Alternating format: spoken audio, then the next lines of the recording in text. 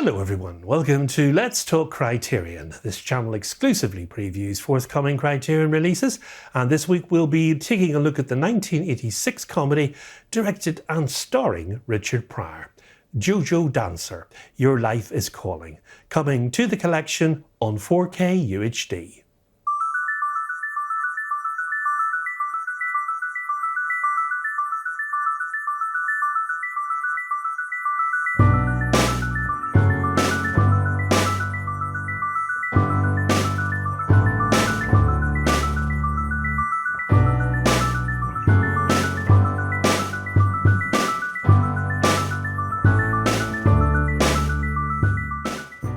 In 1986, Richard Pryor, who had been seen as a stand-up performer and an accomplished comedic actor, went through a personal crisis. He was taking drugs and had an horrific accident when he caught fire under the influence of cocaine, nearly dying in the process.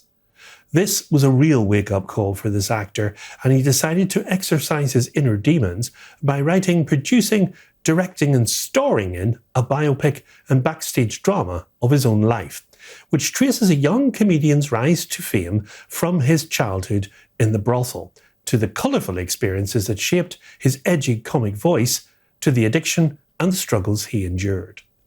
Now, the film begins with our character already an entertainment superstar.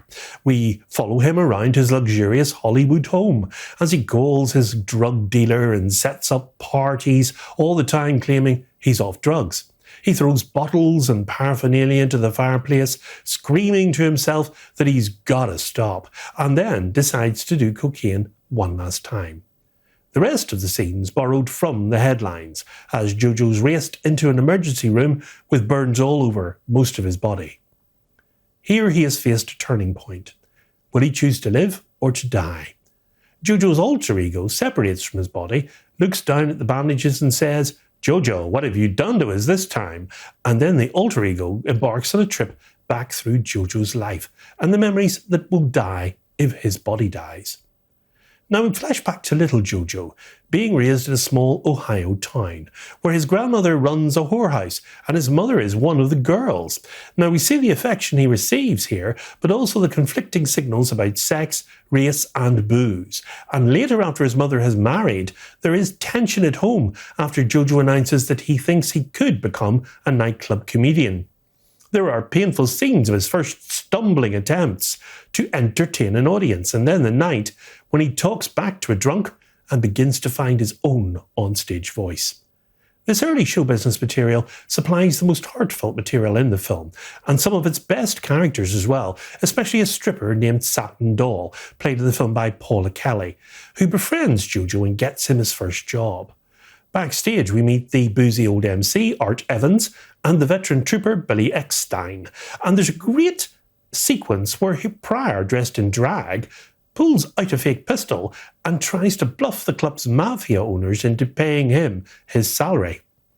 Jojo Dancer, Your Life is Calling is far from a perfect film, with passages as awkward as its title, but it's far more ambitious than one would expect from Pryor, who had made this narrative feature film debut. After directing Richard Pryor Here and Now, Pryor and his longtime comedy writer Mr. Paul Mooney teamed up with Rocco Urbischi to write a biographical film about a destructive stand-up comedian. Since Hollywood, with the rare exception, gave Pryor the chance to play dramatic scenes of great pathos and emotion, his writers script him several well-executed moments where Pryor proves a much more subtly effective actor than one might envision. As director, Pryor makes typical newbie mistakes, though, but it's excellent when portraying something he knows well. Assisted by his DP, John A. Alonso, Pryor shoots a coke-fueled party with frenetic energy, visually propelling the narrative forward with minimal dialogue. Dancer's first scene, with Pryor crawling around looking for freebase to smoke, reeks with desperation. Now, Pryor plays not only the lead in the film, but also the aforementioned spectral figure whom the credits refer to as alter ego. Now, the alter ego serves the same purpose as Jessica Lange's Angel of Death, that is, to walk the victim back through events in his life that led him to his near-death state. But alter ego is more concerned with trying to convince Jojo Dancer that his car crash of a life is in fact salvageable. Now, like his stand-up work, Pryor deftly mixes humour and tragedy together, subtly tweaking familiar tales from his routines. The results are far more harrowing when played out by Pryor and his actors. Subtracted from Pryor's verbal delivery, the comedic focus sort of switches places with the trauma of the actual events themselves. For instance, hearing Pryor tell you the story of himself in the hospital, burnt to a crisp, but comparing himself to fried chicken is in fact quite funny and at the same time terrifying.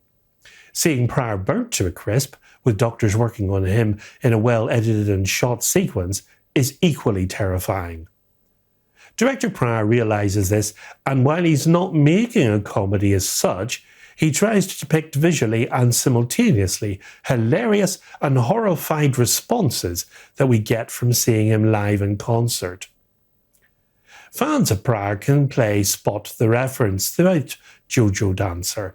The vignettes, for instance, which represent signposts in the life alter ego replays for Jojo, which very closely resembles Pryor's own. These can seem disconnected, but they provide the feeling of the character's life flashing before his eyes. And Pryor convincingly looks and acts the way he would have done in the same time frame of his own life.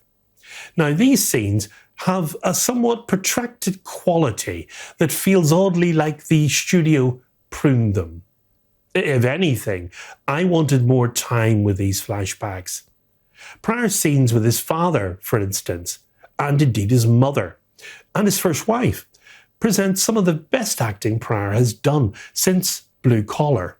His scenes in the nightclub, where he has his first gig, they're very well directed and acted by him, Art Evans, Paula Kelly, and Billy Eckstein.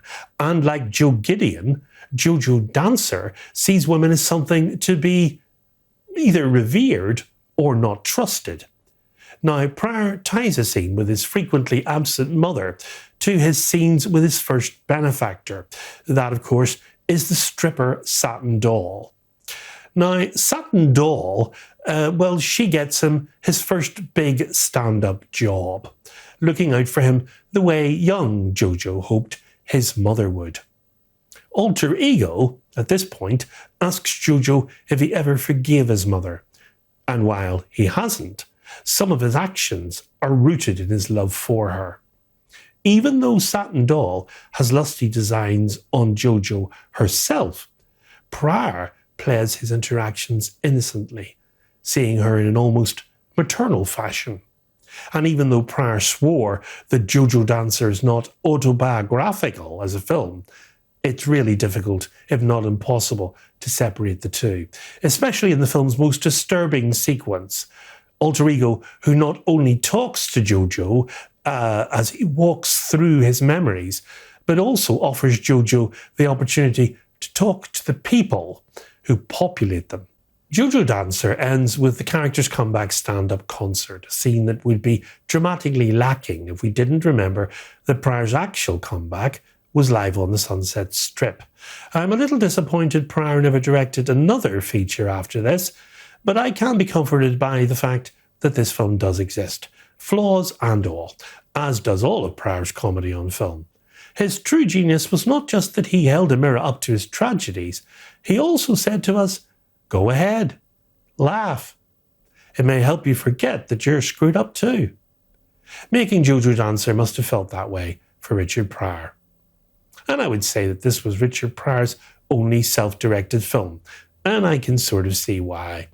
It's clumsy in parts and segues between being a fictional construct and a biopic of his own life. But I would say he was in the best position at that particular time in his life to have made this film.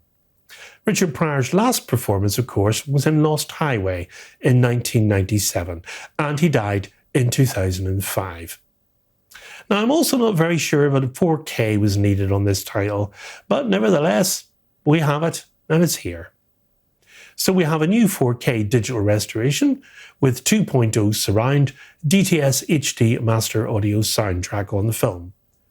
We, of course, as always, have one 4K UHD disc of the film, presented in Dolby Vision HDR, and one Blu-ray with the film and these special features. New interview on the film with the filmmaker Robert Townsend. Interview with director Richard Pryor, taken from a 1985 episode of The Dick Cavett Show, plus an appreciation by critic Hilton Als. And new cover art is by Matt Small. Jojo Dancer, Your Life is Calling is fairly thin on features, but it has a running time of 97 minutes and comes in a 2:39:1 aspect ratio, and joins the collection in the US on Tuesday the 14th of January and in the UK on Monday the 27th of January on 4K UHD, a spine 1247. In the next edition of Let's Talk Criterion, we'll be featuring the 1990 film directed by Stephen Frears, starring Angelica Houston and John Cusack. That's The Grifters, coming to the collection on 4K UHD. So until then, from me, as always, it's goodbye, and above all, good Criterion viewing.